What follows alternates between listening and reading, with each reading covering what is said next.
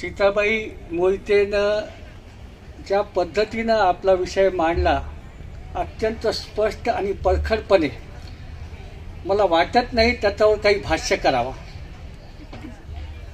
मी प्रत्यक्ष त्यांच्या घरी त्यांच्या शेतावर जाऊन आलो आहे, कारण त्यांची मुलगी मोलिका ही आपल्या महाविद्यालयाच्या BComची आणि MComची विद्यार्थिनी, ती आमची डायरेक्ट विद्यार्थिनी होती.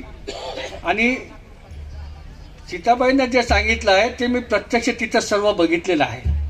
त्यांचा पाण्याचे साठवणूक व्यवस्था पाहिली आहे, त्यांची शेती पाहिली आहे आणि त्यांच्या वरच्या खोलीमध्ये जे त्यांना बक्षिसं मिळालेली आहेत ते सर्व पाहिलेले आहेत.